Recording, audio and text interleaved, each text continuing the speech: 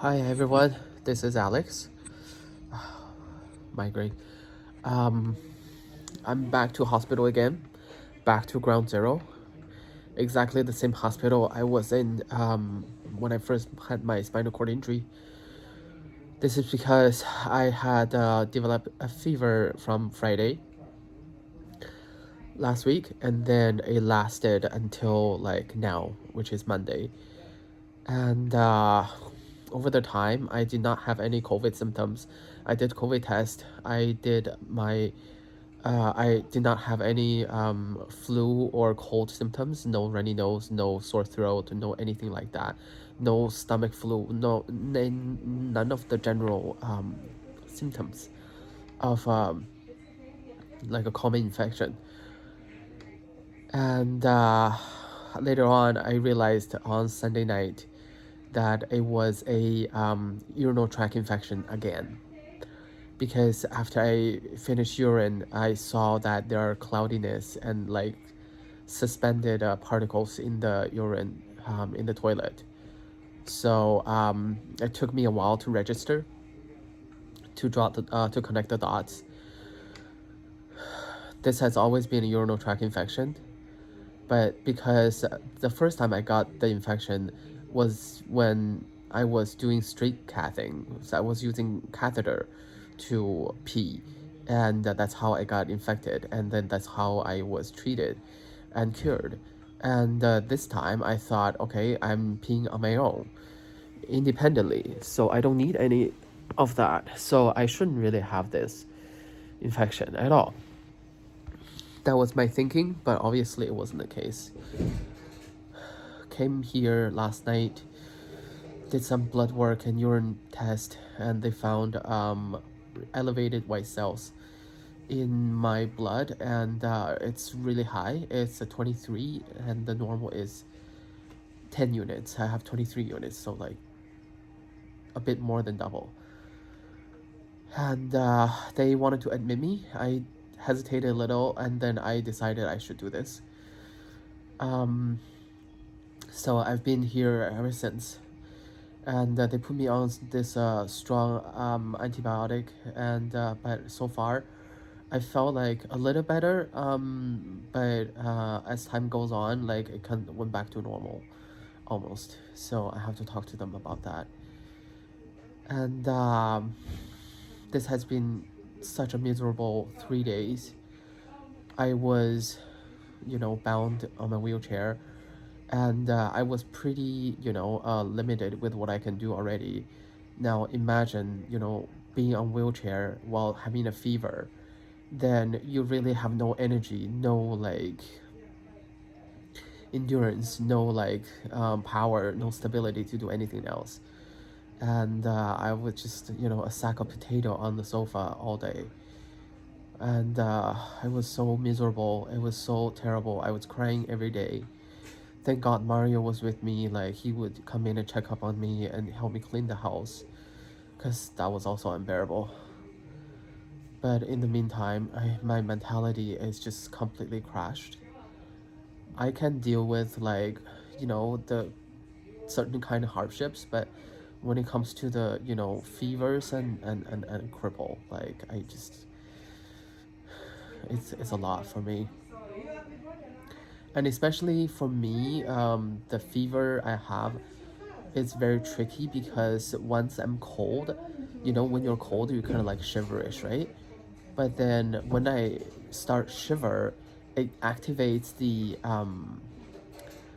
spasm of my legs, and then both of my legs just start to shake uncontrollably, like they have a life of their own. And it's just like I can't control it, I can't hold it, and then it was just so violent to the point that I can't even breathe sometimes. And that was very difficult, that was very like insane, and very traumatic. And this would happen because I take Tylenol to taper down the fever, but then as the medicine wears off, my body starts feeling cold again. and I would start to shake, and like I'm doing right now, and sorry,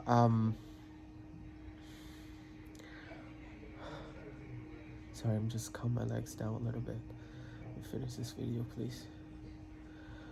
Um, start to shake, and then I just, I can't talk, I can't eat, I can't do anything, and I just have to let them do their thing.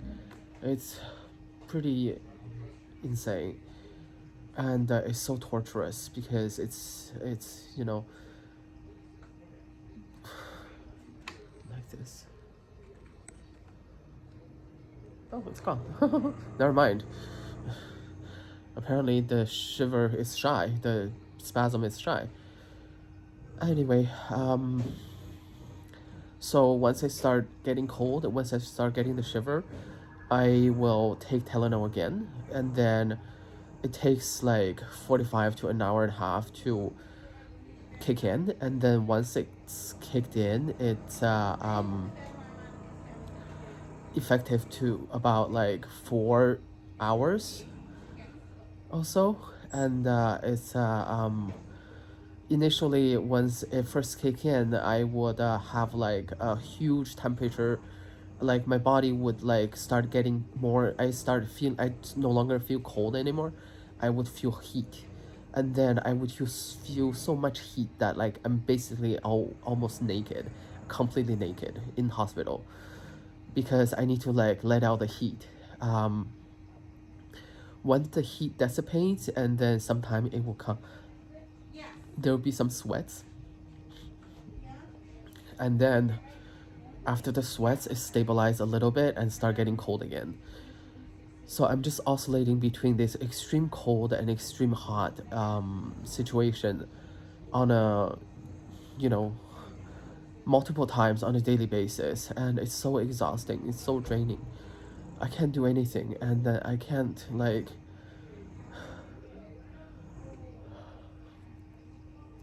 it's really really really tough on me just going through this with the shiver, with the heat and the cold. Oh my god.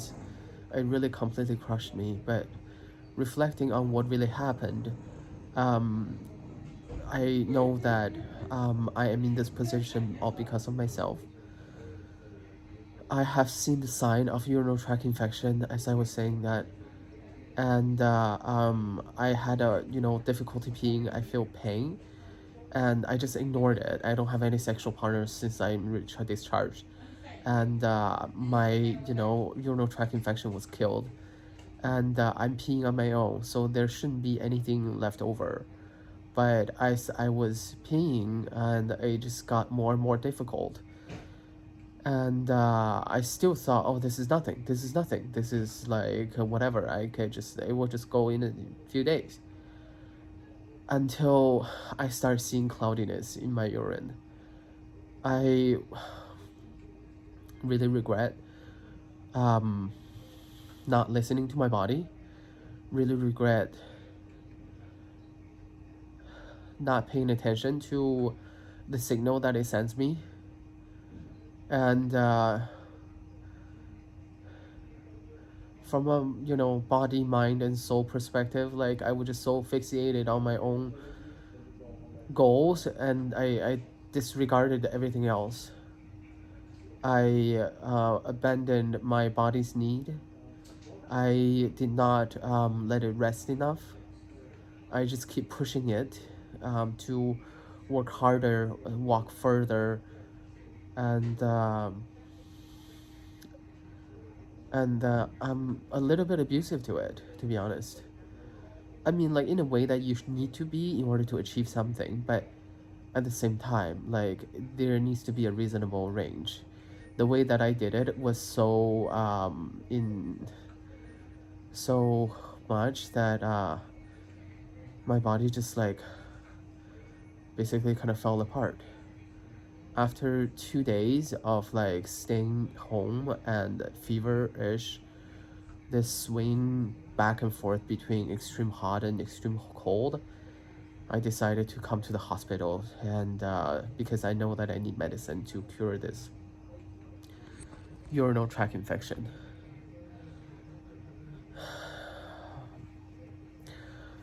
So now I'm here. I'm really disappointed at myself.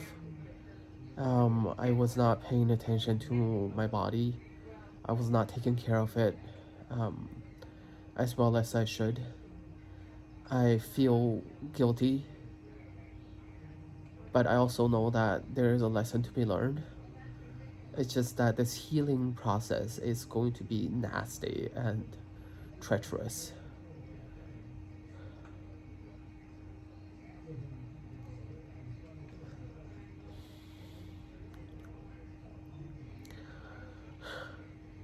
All of my positive attitude and hopeful thoughts and joyful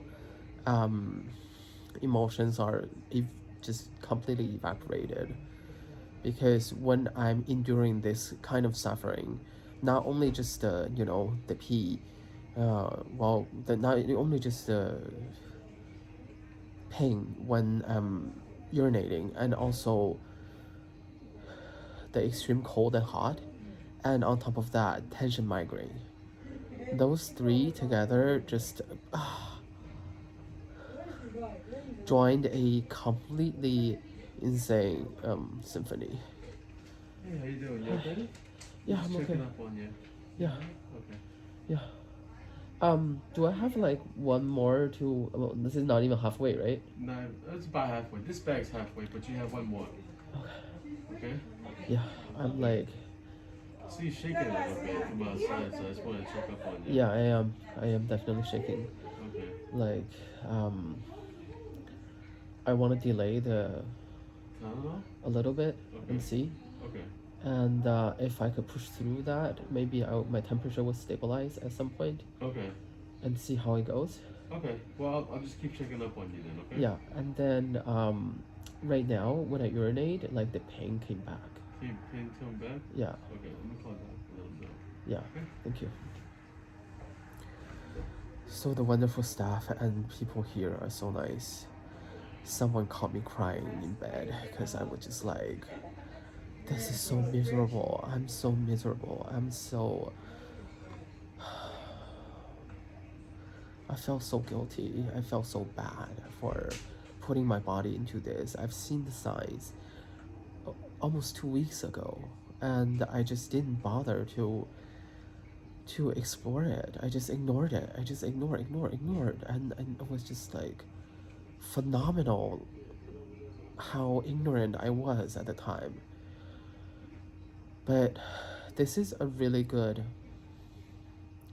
reminder of how separated I am from how separated my this is just a reminder of how my logical mind is so separated from my physical body, because it wants to do this and this and this, and then it just won't listen to my body, and then it creates this huge gap, and then there's come a car crash, and we're back to ground zero. So it's a huge, expensive, painful, and miserable learning curve. I promise I will never do this again.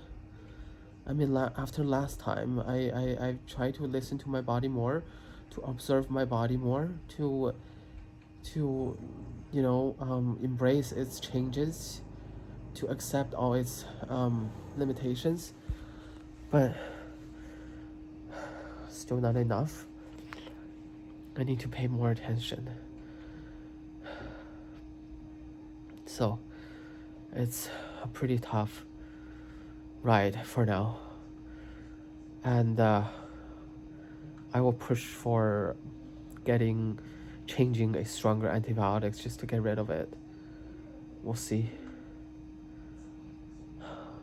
So please wish me luck. I definitely would need it. Thank you for whoever's watching. Bye bye.